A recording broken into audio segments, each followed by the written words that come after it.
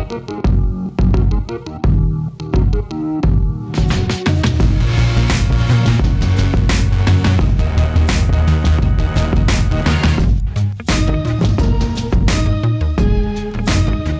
do this. Thank you for being here. This is Basecamp Denver. My name is Lizelle Van Veren. I'm the founder and CEO of Women Who Start Up.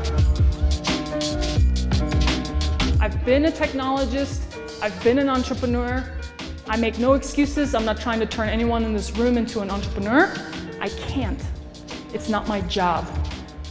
What I am doing at Women Who Start Up is creating a platform for you to learn faster. Stop making excuses, collaborate in real time. Please help me welcome Annelise Loevlie, the CEO of Icelantic Skis, to the stage.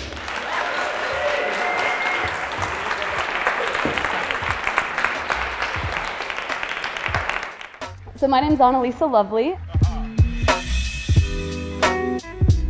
And I'm originally from Idaho Springs, Colorado, so just up the hill. And Icelantic was started up in Idaho Springs actually by 4 of us who all went to school together from middle school on. This started when you were 16. Yeah. So, but that's like... I'm 34, so that was a long time ago. Yeah.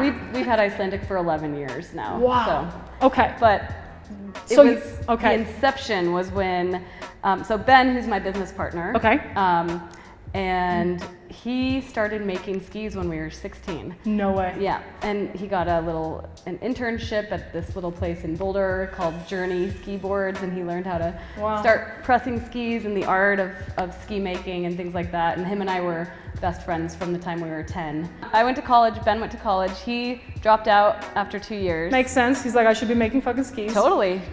Super driven. And then basically the minute I got out of college, he called me and asked if I would help him kind of start the business. Where and what did you study? I studied business, actually, international business, which brilliant. I was raised in a family of entrepreneurs, generations and generations of entrepreneurs, and really, I just always thought that I love people, and that's, in my opinion, what business is really about. That's right. So when I got back from college, I went straight to Steamboat to be a ski bum, and while I was there, I met some people who were starting a restaurant. And I had a bunch of service experience in my life. They asked me to help them start a restaurant. So I did that, and it turned into 4 restaurants, and we did that together.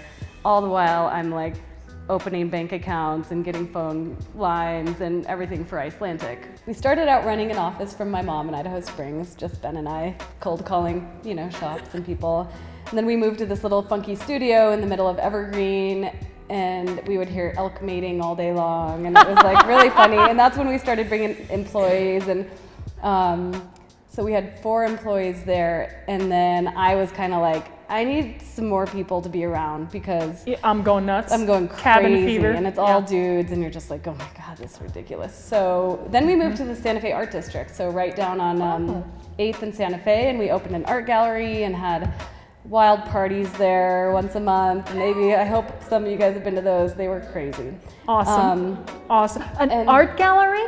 Yeah, because there's a lot. I mean, our skis are one of our really beautiful. Yeah, like and it's all creative. Original artwork. So we actually we made a business plan and went and presented it to Ben's extended family, which is a big publicly traded grain exporter in Ohio. So they gave us money, and they continued to give us a lot of money. Score. Which is awesome, and unless you don't have a plan. We won this big award at this big trade show called ISPO, which we got all expense paid trip there to basically launch our product into the European market, which was hilarious because we had hardly even launched it here yet. So that's when, and that's what I studied specifically was international business because I love traveling. That's all I ever wanted to do. And yeah, so that was the moment where we're like, shit, we gotta make some skis. So I just became CEO 3 years ago after kind of like being right hand or behind Ben a lot of the time, but always being right there, oh, thanks. Exactly, exactly. But during the recession thing, more women are starting businesses, and I basically came in and my role was to turn the company around and to make it make money. So we did that. Surprise, I know. surprise. I took over and turned off the faucet and was like, we got to do this. This is it. Yeah. If we're gonna be a business, there's gotta be revenue. Yep. Products gotta ship. Yep. This is business. There's got to be profit too. No, that's true. I think it was the best for everybody, honestly. I mean, there's a lot of discomfort and things like that, and we had to fire people and, change relationships. And, Sure. But ultimately, everybody is happier and healthier now. Just going through the birth canal is what I call it. I don't know why, but like it's tight and uncomfortable and dark and fuck, and then all of a sudden, it's okay. It's all right. That was descriptive and brilliant, all in the same sense. Who's the prime customer? Not everybody. It's not everybody, but it's not. We don't define it necessarily as like an age or a skill level demographic or anything like that. It's more of like a psychographic. But yeah, so it's more of actually like a mindset. And we literally have people on our skis from 6 years old until 80.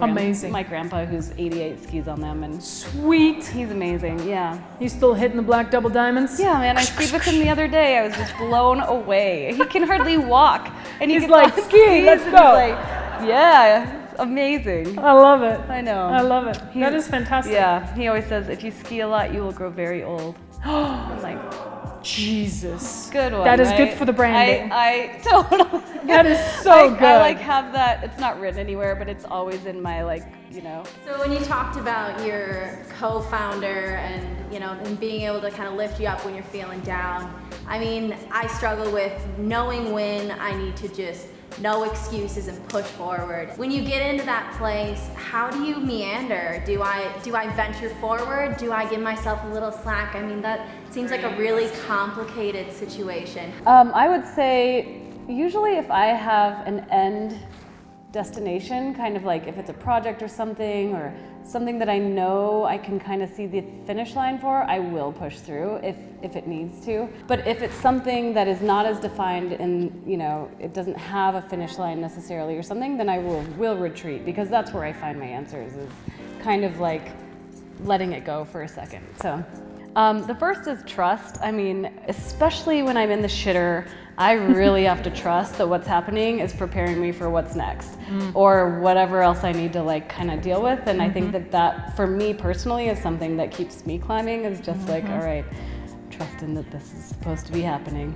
And then secondly is nature. I mean, I have a list, which I would recommend for everyone to do too, that I wrote, that's just things that feed me.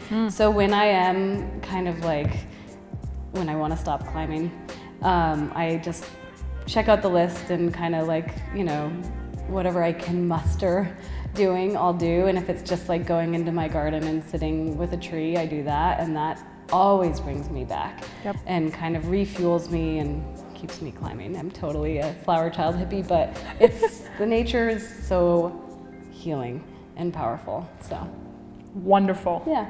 Incredible. Big hand for our guest, Annelise Loevlie. Thank you.